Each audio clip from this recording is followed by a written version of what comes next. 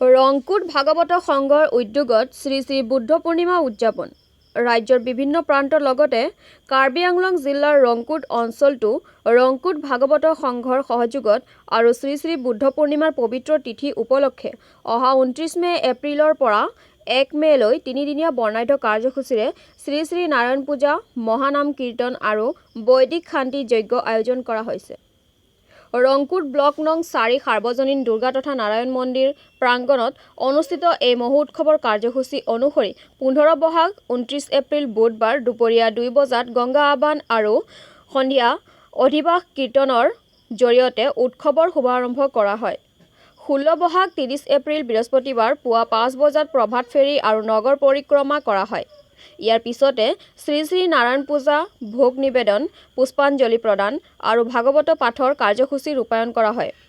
17 বহাগ 1 মে শুক্ৰবাৰ অন্তিম দিনা পুৱা 4 বজাৰ পৰা সন্ধিয়া 7 বজালৈ মহানাম কীৰ্তন চলিব। একেদিনাই দুপৰীয়া 2 বজাৰ পৰা মহাপ্ৰসাদ বিতৰণ ব্যৱস্থা কৰা হৈছে। উল্লেখযোগ্য যে সন্ধিয়া 7 বজাত ভাৰত সেৱাশ্ৰম সংঘৰ পৰা অহা মহাৰাজসকলৰ উপস্থিতিত বৈদিক শান্তি যজ্ঞ আৰু মহন্ত বিদায়ৰ জৰিয়তে অনুষ্ঠানৰ সামৰণি পৰিব। উদ্যোক্তা সমিতিৰ সভাপতি শ্ৰীযুক্ত অনিল চন্দ্ৰ নাথ আৰু সম্পাদক শ্ৰীযুক্ত সুজিত কুমাৰ নাথে ধৰ্মপ্ৰাণ ভক্তবৃন্দক উক্ত পবিত্ৰ অনুষ্ঠানত উপস্থিত থাকি আশীৰ্বাদ গ্ৰহণ কৰিবলৈ বিনম্ৰ অনুৰোধ জনাইছে। ধৰ্মীয় পৰিৱেশেৰে মুখৰিত হ'বলগীয়া এই অনুষ্ঠানত অঞ্চলটোত এক উখল-মাখল পৰিৱেশৰ সৃষ্টি হোৱা পৰিলক্ষিত হৈছে। News desk report JNKD news.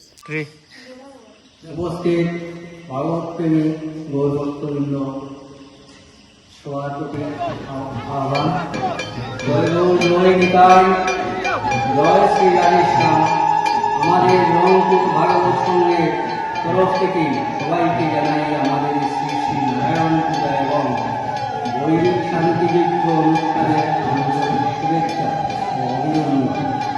সকলের সহযোগিতা ও উপস্থিতি কামনা করে আমাদের উৎসবটি আরম্ভ করছে। আমাদের এই অনুষ্ঠানটি 3 দিনের কার্যসূচি দিয়ে যথাক্রমে গঙ্গা আবাহন, অধিবাস কীর্তন, শ্রী শ্রী নারায়ণ পূজা, মহানাম কীর্তন, ভারত সেবাশ্রম সংঘ থেকে আগত মহারাজবৃন্দ কর্তৃক বৈদিক শান্তিযজ্ঞ ও শেষে মহন্ত বিদায় ইত্যাদি সম্পূর্ণ কার্যসূচিতে সকলের উপস্থিতি কামনা করা হবে। এটি রংপুর ভাগবত সংঘ সভাপতি শ্রীযুক্ত অনিল চন্দ্র নাথ, সম্পাদক শ্রীযুক্ত জয় জয়